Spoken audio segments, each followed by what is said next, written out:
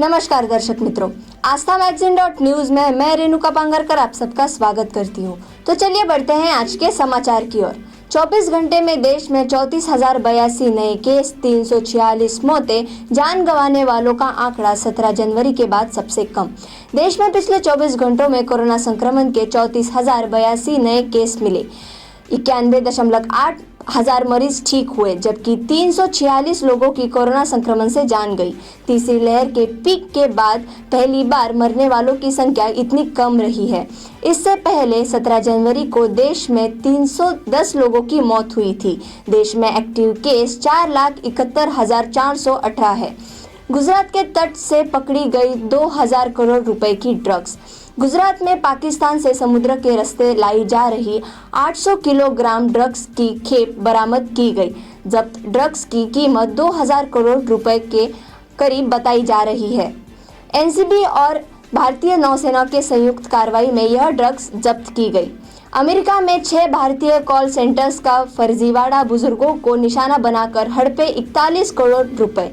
भारतीय कॉल सेंटरों से फोन कॉल कर कई अमेरिकी बुजुर्गों से लगभग 41 करोड़ रुपए हड़पने पर अमेरिका ने पहली बार फ्रॉड का केस दर्ज हुआ है। अमेरिका की जांच एजेंसियों ने लंबी जांच के बाद भारत से संचालित 6 कॉल सेंटरों पर मुकदमा दायर किया। LIC ने IPO के लिए सेबी में दाखिल किए ड्राफ्ट पेपर्स 5% इक्विटी बेचने की दी जानकारी। देश में सबसे बड़े IPO की तैयारी तेज हो गई है। केंद्र सरकार ने रविवार को market of India regulator securities and exchange board के पास जीवन बीमा निगम के इनिशियल पब्लिक ऑफर के लिए ड्राफ्ट पेपर्स दाखिल कर दिए हैं। गुजरात में बैंकिंग इतिहास का सबसे बड़ा घोटाला सामने आया है। स्टेट बैंक ऑफ इंडिया की शिकायत पर केंद्रीय जांच ब्यूरो ने ABG शिपयार्ड और उसके तत्कालीन अध्यक्ष एवं प्रबंध निदेशक ऋषि कमलेश अग्रवाल सहित 8 लोगों के खिलाफ 28 बैंकों के साथ 22,842 करोड़ रुपए की धोखाधड़ी करने के आरोप में FIR दर्ज की है।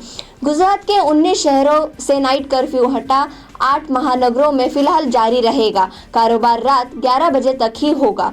गुजरात में कोरोना संक्रमण तेजी से घट रहा है। इसी के साथ राज्य सरकार पाबंदियों में और छूट देने लगी है। गुरुवार को मुख्यमंत्री भूपेंद्र पटेल की अध्यक्षता में हुई कोर कमेटी की बैठक में कई महत्वपूर्ण निर्णय लिए गए। कोरोना मामलों की समीक्षा के बाद 19 शहरों से नाइट कर्फ्यू पूरी तरह से हटा लिया गया है, जबकि 8 महानगरों में रात्रि कर्फ्यू अमल रहेगा। विधानसभा की कार्यवाही शुरू हो गई है। कार्यवाही शुरू होते ही उपनेता प्रतिपक्ष राजेंद्र राठौड़ ने रीट पेपर लीक मामले की CBI जांच का मामला उठाया है। निलंबित विधायकों की बहाली का भी मामला उठाया गया है।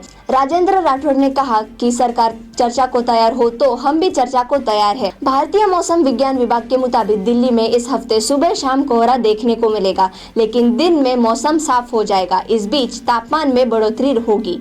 अखिलेश यादव नहीं चाहते जेल से बाहर निकले आजम खान, CM योगी आदित्यनाथ का दावा, बताई यह वजह।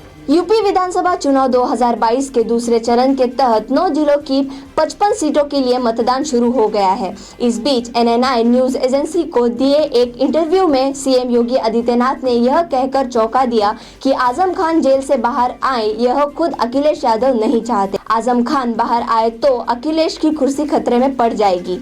चाइना पर भारत का बड़ा सर्जिकल स्ट्राइक, केंद्र सरकार के एक्शन से बौखला गया ड्रैगन। दुनिया के कई देश इस वक्त चीन की हरकतों से परेशान है। चीन लगातार कई देशों की सीमाओं में घुसकर उनके जमीनों को हड़पने की कोशिश कर रहा है और करता आया है।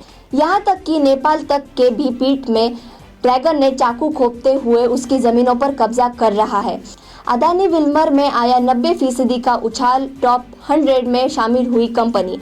अदानी ग्रुप की 7वीं कंपनी अदानी विल्मर पिछले सप्ताह शेयर बाजार में लिस्ट हुई है। वैसे इस कंपनी की लिस्टिंग कमजोर ही रही थी, लेकिन उसके बाद कंपनी ने बम्पर प्रदर्शन किया है। इस शेयर के लिए इशू प्राइस 218 से 230 रुपए प्रति शेयर रखा गया था। 8 फरवरी को यह शेयर 221 रुपए पर लिस्ट हुआ। इस सप्ताह यह 381 रुपए के स्तर पर बंद हुआ। शुक्रवार को यह कारोबार के दौरान 419 रुपए के उच्चतम स्तर तक पहुंच गया था, जो लिस्टिंग प्राइस के मुकाबले 90% ज्यादा है। ऐसे ही समाचार और देश विदेश की खबरों को सुनने के लिए हमारे आस्था मैगजीन .न्यूज को लाइक करें, शेयर करें और सब्सक्राइब करें। धन्यवाद।